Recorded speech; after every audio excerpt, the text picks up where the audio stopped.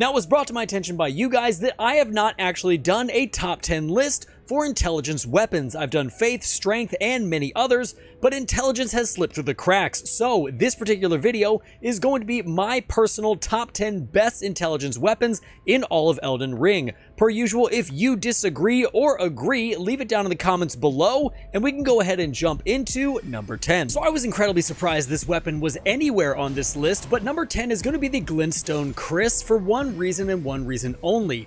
The Glintstone Dart Ash of War that it has the ability to do an incredible amount of damage. You are going to be doing physical and magic damage with this weapon, and it does have an intelligence scaling of C, but the Glintstone Dart is really where this weapon is going to shine. As you can see here, I have it barely buffed, and it's doing 1600 damage in New Game +5. Not only does it fire a glintstone projectile out of the dagger, but then you can do a follow-up heavy thrusting attack right into your enemy, and this is going to allow you to break stances. And speaking of its two-part Ash of War, it does need to be noted that the first part of the Ash of War, the Glintstone Dart, is going to deal purely magic damage, but the secondary thrust is purely physical. But with all that being said, this weapon is very, very good, and I would say that the only downside potentially is that it's a dagger, but other than that, is a very fun weapon to use, and you're going to do a decent amount of damage with it. Next up in slot number 9, we have the Clayman's Harpoon. I really enjoy this weapon, especially when you stack the Ice Spear Ash of War, allowing yourself to get frost buildup and do an exorbitant amount of damage with the Ash of War.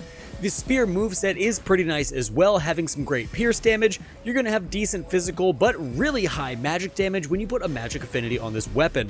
With low attributes to wield and early access within the game, you're definitely going to want to try this combo out, because the damage you get with this combo for just low attributes required is absolutely absurd. Another nice thing about this Ash of War and weapon combo is that the Ash scales completely with your intelligence, allowing you to pump some massive damage out with Ice Spear. Combine that with the Spellblade set, a few great talismans, and a flask that's going to boost your magic damage, you have a fantastic setup. Between its overall ease to use, acquisition in the game, and the Ice Spear Ash of War added to it, this weapon secures its slot in number 9 with ease. Now, the Death Ritual Spear is going to take our 8th slot. Now, I really enjoy this weapon. Its Ash of War Spirit Call ritual is going to call down a ton of spears that are going to impale your enemy, and if it done correctly, you can stun lock your enemy completely until their stances are broken. This is a phenomenal spear, and not only does it have the pierce damage, but the heavy charged R2s are actually horizontal strikes, which I really enjoy. This weapon does mainly scale with dex and intelligence, but it is going to have some physical damage, some decent magic damage, and Spear Call Ritual is entirely magic damage, scaling with intelligence, and it's also going to be dealing 26 stance damage. In fact, if you pull off the Ash of War correctly multiple times in a row, it will completely stun lock your enemy until their stance is broken, allowing you to put together some very interesting builds involving extra critical damage, and overall, this spear, in my opinion, is one of the best spears in the game. Between its Ash of War, its amazing charged R2 moveset for a spear, and overall fun to use within the game, this weapon is going to secure its 8th slot no problem. Now, the Sword of Night and Flame is going to come in right here in slot number 7. This is not as crazy amazing as it used to be,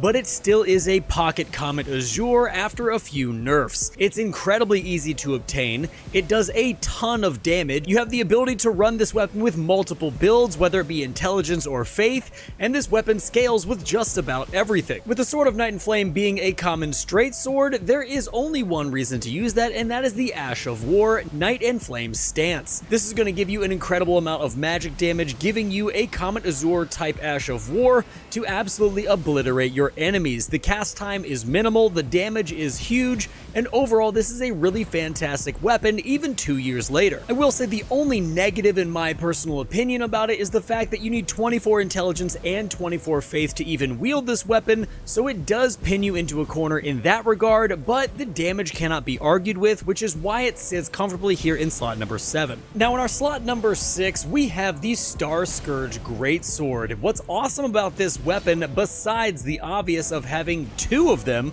is the fact that it does a crazy amount of magic damage, and it's really awesome for mob control as well as bosses that dance around the screen. The Gravity Ash of War Starcaller Cry pulls them towards you, and then you can smash down with both of the swords, doing a massive amount of magic explosion damage. Attained from the Remembrance of Radahn that you can turn in at Round Table Hold, this weapon is going to do a ton of physical damage, scales very well with strength and intelligence, and it's going to be our first colossal weapon here on the list. One thing I have noticed in using this weapon is the fact that the very first portion of the Ash of War is going to give you a crazy amount of hyper armor, but when it comes to slamming both of the swords down on the ground, the hyper armor seems to fade out, and if you do get hit, it's a lot easier to get staggered out of it. That said, that was my only gripe about the weapon, but other than that, it was absolutely fantastic to use, great physical and magic damage. It really isn't that difficult to get in the game, and it can carry you through the entirety after you get it from Radahn.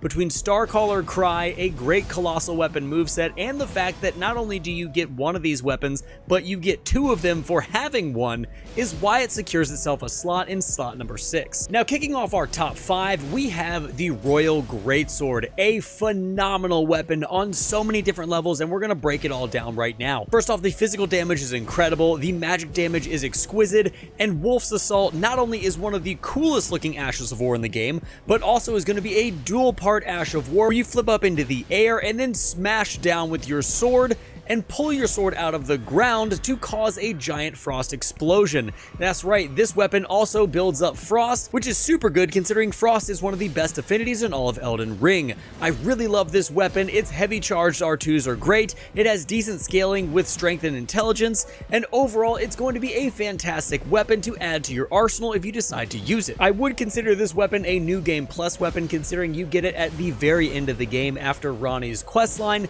but taking it into New Game Plus feels so good. It not only looks iconic, it feels great to use, and the damage you are going to be pouring out is really awesome. Between its iconic Ash of War, incredible frost damage, really good scaling with magic and physical damage, as well as its overall fun feel to play is what definitely secures it in slot number 5. Now our 4th slot goes to a weapon that should definitely be on this list, and that is the Moonveil Katana. This is an incredible weapon, and even though it is hated by the PvP community, it still is incredibly good in PvP. It's also amazing in PvE, and the amount of damage you can pour out quickly with this weapon is incredible. Between its amazing magic damage and fantastic scaling with intelligence and dexterity, this weapon is going to provide you a very easy way to get through the lands between. If you do want to run a blood build with this weapon, you can do an intelligence blood build because there is blood loss innately on the weapon, and its Ash of War Transient Moonlight, where this weapon shines completely, has 2 separate variations. The first is going to be a heavy attack providing a massive vertical swing and magic damage to shoot out in a vertical line, and then the light attack is going to provide a horizontal magic slash towards the enemy. Another phenomenal aspect to this weapon is you can get it very early in the game with Enchanted, and it can carry you all the way to the Elden Beast. I absolutely love this weapon. Not only does it have the awesome katana moveset, but it also has Transient Moonlight, which is one of the best Ashes of War in the entire game. Now the Wing of Estelle is kicking off our top 3, and this is an incredible weapon that has the ability to break stances like crazy. It doesn't seem like it's going to be that great of a weapon because the physical and magic damage are quite low, but as you can see from this Margot the Fell Omen fight, which is being recorded on New Game Plus 9, I am absolutely destroying him. It has fantastic intellect scaling at B, and you can definitely boost the Ash of War with items like the Spellblade set and Shard of Alexander, but this is an incredibly fun weapon to use. You don't have to spam the Ash of War, but it is highly suggested considering that's where you're going to get all your poise damage. I think overall the Wing of Estelle is a fantastic intelligence weapon that you can add to any intelligence build, and it's only going to make it way better. It's very fun to use this weapon when you're getting too close to your enemy and then back off and cast with your sorceries. So I think the fact that it does incredible crowd control damage as well as massive single target damage with the ability to have poise breaks, this weapon definitely deserves a slot in the top 3. Now in our slot number 2, we have a really fun weapon to use, and that is the Death's Poker. This does physical and magic damage, but don't let its low attribute scaling deceive you. The Ash of War Ghost Flame Ignition is where this weapon shines completely. There are 2 separate versions of this Ash of War. The first first is a light attack, which is going to leave a stream of fire on the ground, doing area of effect and damage over time. And the second version of this Ash of War is going to allow you to cause a giant ghost flame explosion, doing a really nice amount of damage. This weapon is super awesome. It is really great for those enemies that are just going to run straight for you and take a ton of magic damage on their way there. It also has some decent charged R2s, and overall this weapon is incredible, and I highly suggest that you guys try it out. And lastly, this weapon also has frostbite buildup inside of its Ash of War, so that's one other reason that this weapon is so high, is because frostbite is absolutely incredible. Now finally, in our number 1 slot, I don't think anybody's going to be surprised, but we have the Dark Moon Greatsword, an absolutely phenomenal intelligence weapon that gets some decent physical but incredible magic damage. Moonlight Greatsword Ash of War is going to allow you to imbue the weapon with magic and frost damage, allowing you to not only build up frost on your enemy, but also shoot a horizontal slash out, doing a ton of damage.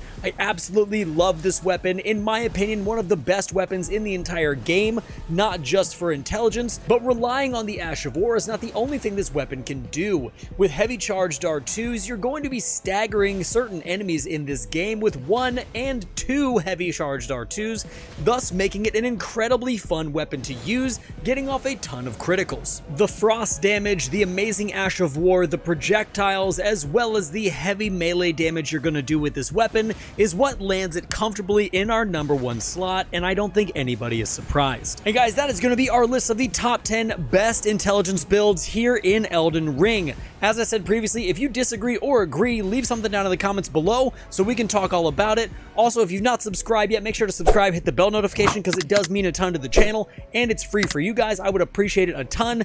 And guys, until next time, stay safe, enjoy the game, and I'll see you in the next one.